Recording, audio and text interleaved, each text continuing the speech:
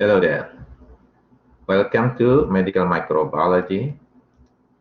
Today, we will discuss Chapter 17, Specimen Collection and Methods in Identifying Unknown Microbes. For the specimen collection, this is usually the procedures that I use. For example, taking specimen or sample from the mouth, take the saliva sample, sputum, blood sample, a clean cat of urine, or using the catheter. For the nasopharynx, like for example for influenza, COVID-19, usually use a sterile swab. The throat, a sample from or specimen from the throat using sterile swab. Skin surface using sterile swab. Spinal tap, feces samples, and sample from vagina using the sterile swab. Now, when we have the specimen, we can do two things. First, we can perform direct testing, whether microscopic, immunological testing, or genetic testing. Or we can also cultivate the specimen and put it in the culture media, let them growing, and then isolate the specific bacteria and perform the identification. Okay, so again, there are two things can be done with the specimen, whether direct testing or cultivation. There are two categories of results, maybe presumptive data, so data that can be used for diagnosing, or maybe confirmatory data to confirm the previous data, the previous result. There are three ways for identifying unknown microbes. The first one is the phenotypic method. So this using the observable characteristic that we can see with our own eyes. Like for example, the shape, the size, the color, and etc. So this is the phenotypic method. It could be microscopic. It means that we take samples and then see it under the microscope. So we look under the microscope, what is the shape of the cell, the size, the stain reaction, whether it give you blue color, red color, or maybe the structure, right? The cell structure, whether it has capsules, flagella, and etc. So this is microscopic morphology. The second phenotypic method using macroscopic morphology. It means that we observe directly on the media. Like for example, we observe the colony, okay, maybe colony shape, colony size, colony color, and etc. Okay. And then the last one is using the psychological and biochemical characteristic. Usually we will use some chemicals. We mix with the sample and see what happened with that reaction. So this is also phenotypic method. So three different way of using the phenotypic methods. Maybe microscopic, macroscopic, or biochemical characteristic. The second way to identifying microbe is using gene, using the DNA.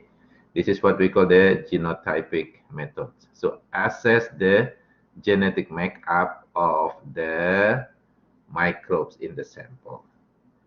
Just remember, every organism, they have different genetic makeup. So by assessing their genetic makeup, then we should be able to identify that organism or that microbes. And the last way or the last method is using what we call the immunologic reaction or method. This is usually using the blood, okay, serology, using the antibody and antigen reaction. So this is immunologic method. Okay, we start with the first method, which is the phenotypic method. Again, there are several ways using this phenotypic method. Again, phenotypic method is observations of the characteristics of the unknown organism, maybe the shape, the size, the color, etc. So if you use the direct examination, for example, from specimens that we take from the patient, we can perform this direct test. Okay.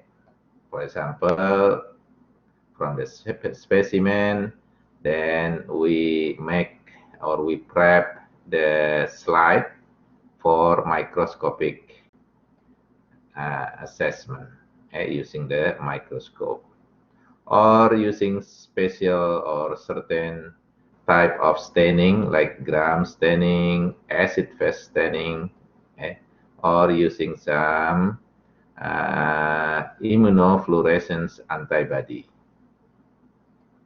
These are several immediate direct examination of the specimen.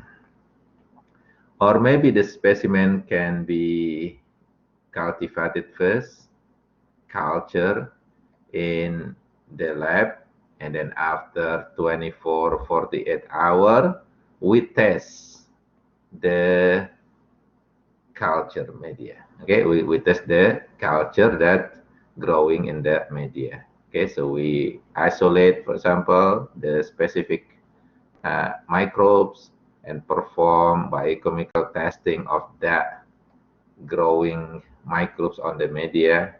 We can also perform the antigen testing on that media.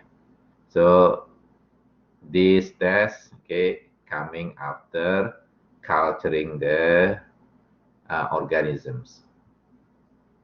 Or there are some miscellaneous testing, like for example, for some bacteria like Staphylococcus, Salmonella, they perform what we call the phage typing to identify these two type of bacteria, or using animal inoculation, usually for leprosy, okay, or Mycobacterium leprae that causing the leprosy, and also for Treponema pallidum, which is the bacteria that can cause the syphilis. They can also perform the antimicrobial sensitivity using some chemicals that can destroy or control the growing of specific bacteria. Like for example, to identify the Pseudomonas, Streptococcus, and Clostridium. This is the common staining and also chemical tests used in phenotypic methods. So this is especially for bacteria. Okay, there are two main type of bacteria that usually can cause disease, which is Coccus bacteria. So coccus bacteria are bacteria that have a round type of cell. So the cell are round if we see under the microscope. So this is coccus bacteria. The second type of bacteria that usually cause a disease is rod type of bacteria. Okay, it looks like a rod stick. So for this bacteria, the first test that usually done is the gram staining to know whether the bacteria is gram positive or gram negative. You will perform these gram stainings during the lab experiment. So make sure you follow the instructions on the lab experiment to perform gram staining to know whether the bacteria that you have is gram positive or gram negative. So it's going to be the same for coccus bacteria and rod bacteria. The first initial test will be gram staining to know whether they are gram positive or gram negative. From that process, then, okay, if it is gram positive for coccus bacteria, for example, they're going to perform the second test is called the catalyst test. This is enzyme, okay, whether they are positive or negative. If it is negative, then usually we know that bacteria is Streptococcus. Okay. If it is positive, then we have to perform another test, which is we test whether that bacteria is aerobic, strictly aerobic. Aerobic means bacteria that live, that must live with oxygen. So they will die if oxygen non-present. Yeah? If there is no oxygen, the bacteria will be dead. So this one is Micrococcus. Okay? And then if that bacteria is anaerobic, facultative anaerobic. So facultative means this bacteria able to live with or without oxygen. Right? So if this bacteria is facultative bacteria, that it could be Staphylococcus or Planococcus.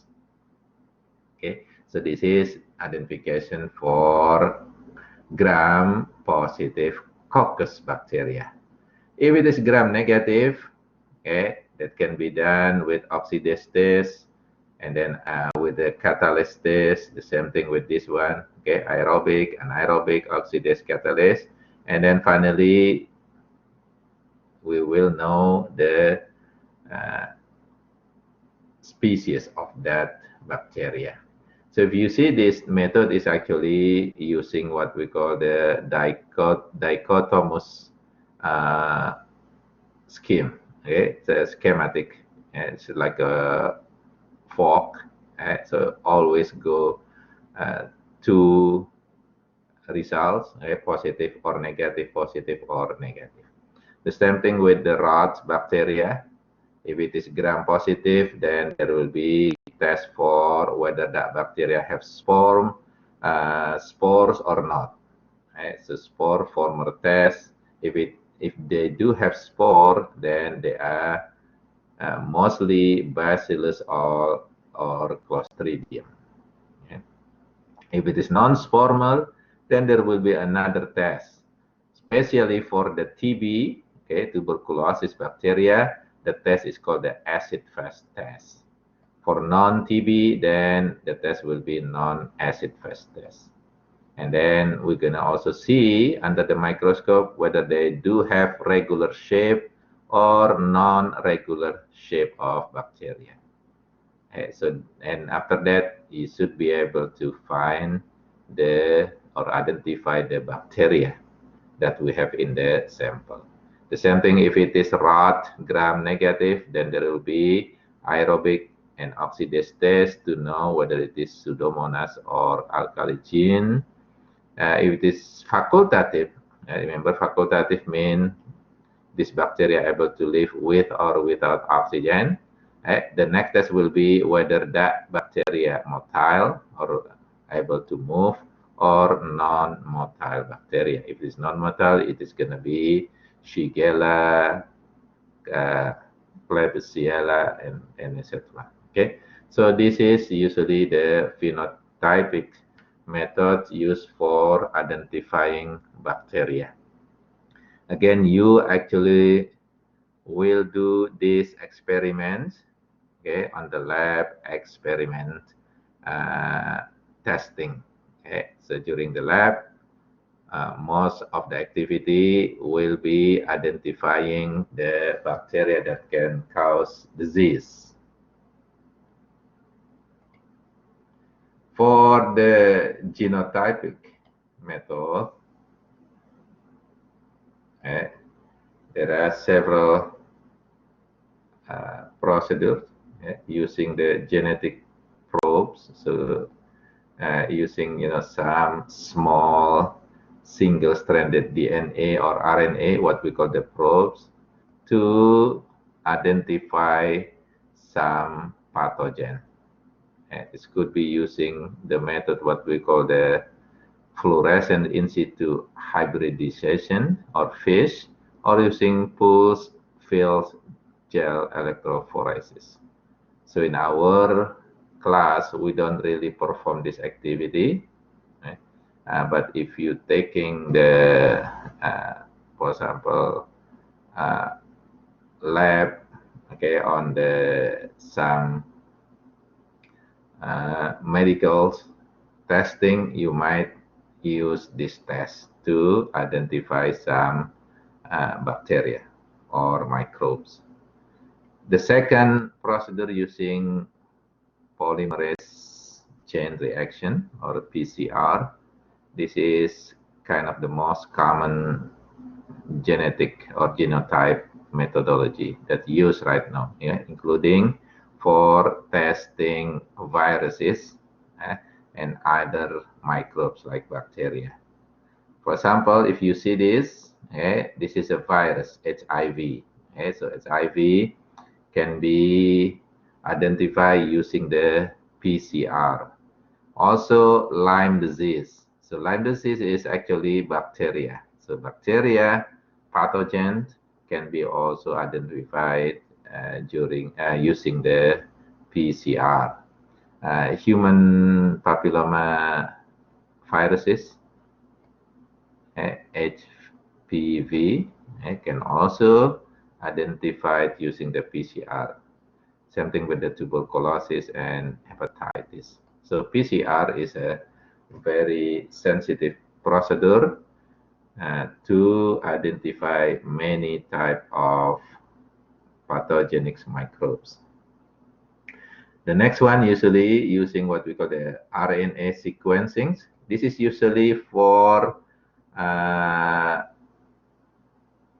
knowing the relationship between one organism with another organism. So this is using the RNA sequencing. The last methodology used for identifying microbe is using what we call the immunologic methods. There are several procedures. The first one is called the serology. So serology is using serum. Okay, so this serum, will always done outside the patient's body. So this is what we call the in vitro. So in vitro means the tests that are done outside the patient body, and the doctor will take the serum from the patient and then perform tests on that serum. The next procedure is antigen antibody testing. This is usually also done outside the patient body. Like for example, testing the blood type using the agglutination test, using the precipitation test, Western blot, usually for identifying the proteins. So this is usually done outside the patient body too, right? They perform it in the test tube, for example. And then the last one is miscellaneous serological testing. Okay? And this test sometimes is specific to identify specific pathogen. Like for example, TPI. Okay, this is special for checking or for identifying the syphilis, okay, which is the Treponema pallidum. This is bacteria that causing the disease called the syphilis. Some in vivo testing. So in vivo means testing inside the patient body by injecting some antigen into the patient body. For example, testing for allergy or TB skin test. This is actually in vivo testing, where the doctor injecting the antigens into the patient body and then see or observe the reaction after that injection.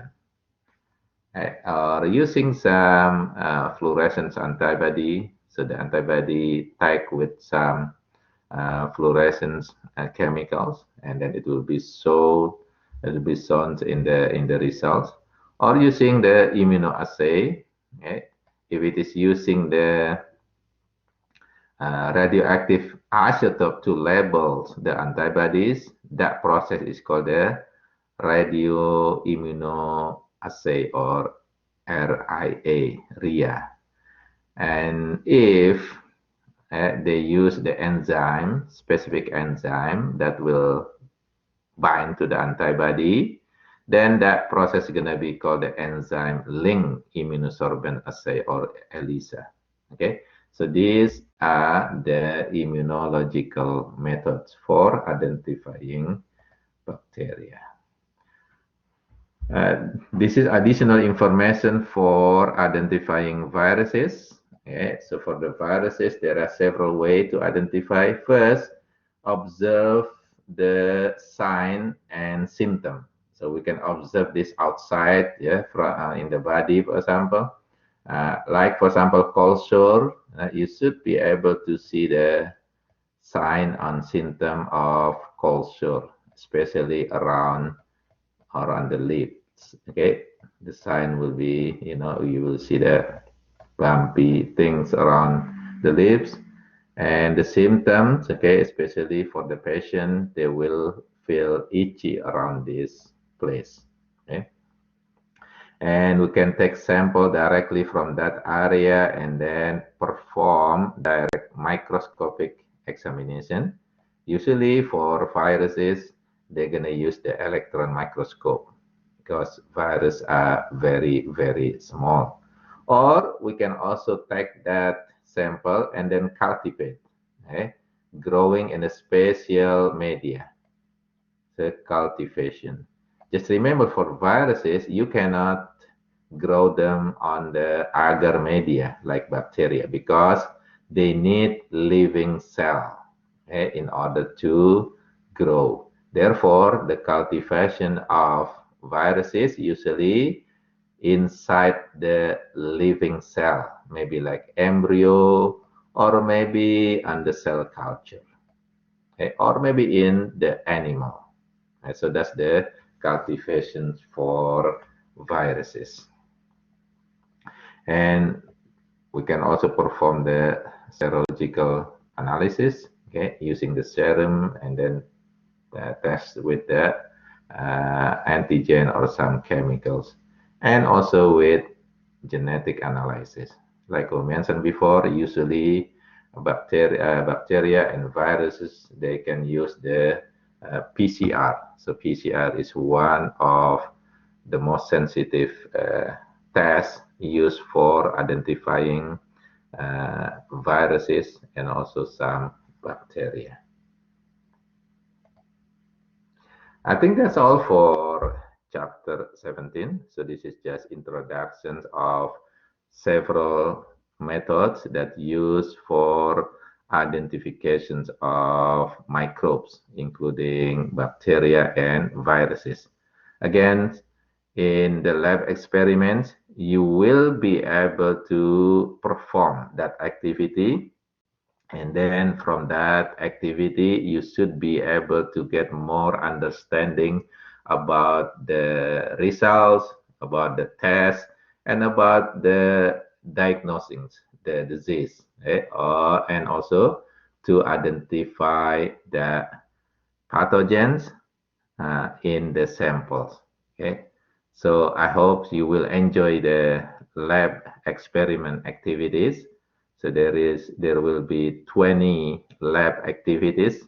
Half of them will be identifying bacteria. We'll see you again on the next chapter. Goodbye now.